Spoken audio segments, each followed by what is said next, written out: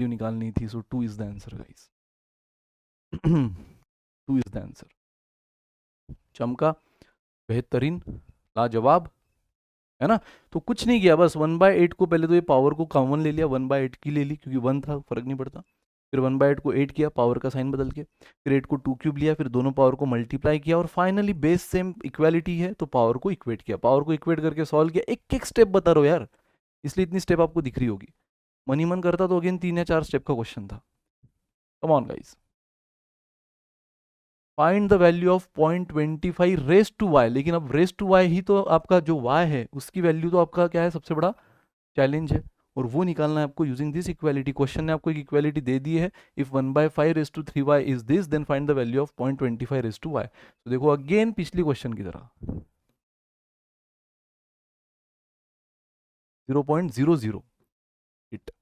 अब मुझे बताओ गाइस 1/5 को हम ऐसे लिख सकते हैं 0.2,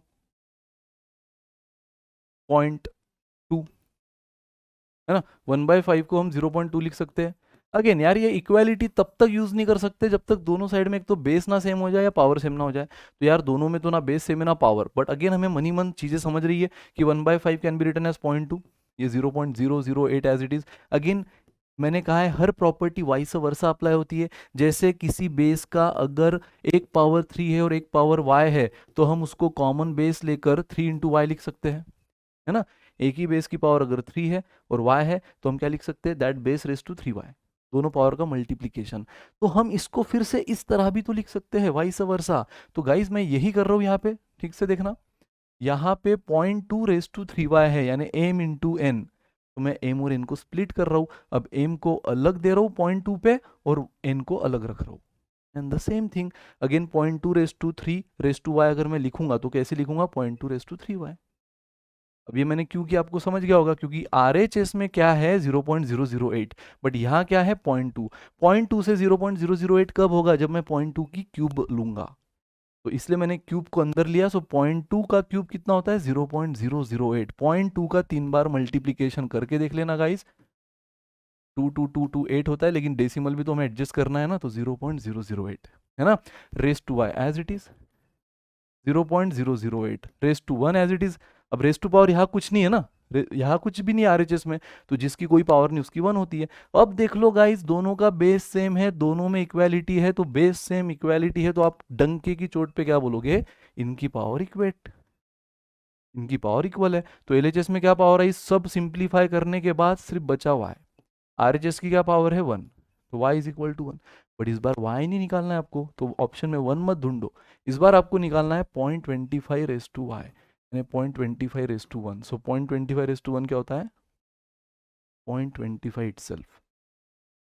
ठीक है गाइस।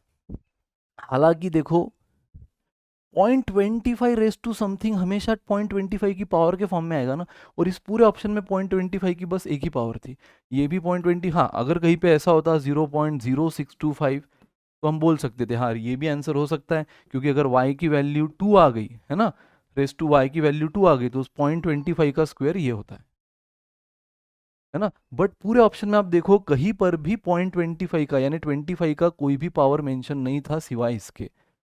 0.25 की कौन सी पावर है, रेस टू 1। तो कहीं ना कहीं हमें ऑप्शन देख के भी हिंट मिल गई थी कि हो सकता है यही आंसर बने, क्योंकि आंसर जो भी आएगा वो 0.25 की पावर के फॉर्म में आएगा, और 0.25 की एक भी पावर नहीं है। 0.25 की एक भी पावर नहीं है सिवाय ऑप्शन बी के, जो कि क्या है पावर 1। चमका गाइस, आई होप आपको समझ रहा होगा।